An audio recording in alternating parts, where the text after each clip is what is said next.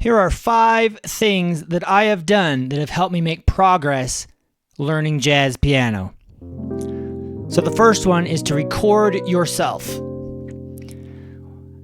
Something I've learned in the process of running this YouTube channel is I have gotten a lot better with jazz and the things that I have been putting on this channel. So 3-4 years ago, I wanted to get better at jazz. And so I thought, if I teach jazz more, I will get better at it. And that has come true. And something about putting together these videos, putting them out there to the world, and then getting feedback. So sometimes you may play something that's not very good, and people will tell you. So even the trolls are helpful. They give you feedback, and there's something to work on. The thing you can also see is you can see progress over time. Sometimes progress feels very slow. So by making videos, snapshots in time, after a year or even 6 months of work, you can go back and look at old videos. And it's encouraging to see progress because in the moment, day to day, sometimes it feels like I'm not getting any better. But seeing videos span over 6 months or years, you can really see that. The next thing is to stop using music. Listen more. So, as a classically trained pianist, I thought the way to go was buy books, read music, play all the right notes. And it's much more than that. It's a process. It's a way of thinking about music that's very different than, say, learning a Chopin piece. Learn all the notes and play them in the right order, right? Some of the things you hear by Oscar Peterson or Red Garland aren't very complex. It's well-chosen notes placed in a rhythmic way with the group that isn't that hard to transcribe, but it's the way it's done. So it's more of a mindset and a shift of thinking. So I wish I would have done that earlier on. Get rid of the music, just turn on, my recordings that I like to listen to, try to find simple stuff that I can transcribe, that I can imitate. I even found that more useful than even signing up for online courses and even YouTube videos, is just get into the music, think about what's happening, and try to internalize it. Because no one can teach that. Even the greatest teacher, eventually, you're all self-taught. The next thing goes along with that is to transcribe solos. So find artists you like and transcribe the things they're doing. Now, you don't have to necessarily write them out, but you should try to sound as much as possible like them.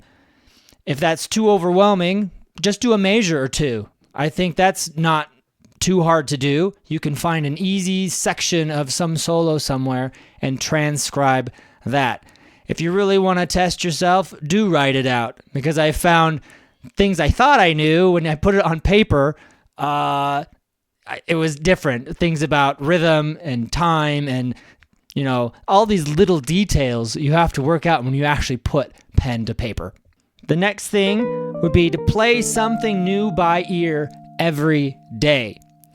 So even if I have no time to practice, whatever, turn on something. Go to YouTube, go to Spotify, turn on a recording of something I've never heard. And it could be a song, a new version of a jazz tune, maybe a section of a solo, and just play something by ear. You'll find that this adds up. This 1% improvement every day, even if it's just 5 minutes, learning to play something by ear will really add up, and you'll find yourself, 6 months or a year after doing this, you're going to have much better ears and much better listening skills than you did before. Okay, and my last step 5, is to play with others. So if the people you're playing with have skill less than you, well, that's an opportunity for you to teach and to help, right? So then it also reinforces your skills.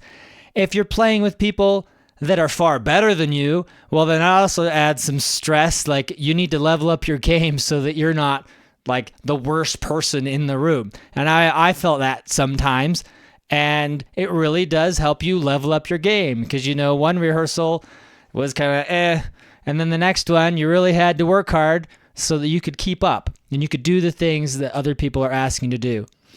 So part of that's kind of like recording yourself. It's outside, it gets you out of your comfort zone. If you're just at home practicing, there's not as much, stress or incentive to get you to that next level. And sometimes I feel playing with other people, a little band, little pickup group, whatever it is going to push you to knowing your music even better, so you don't let the people around you think you're stupid, or, just so you can function and get through. So there you have it.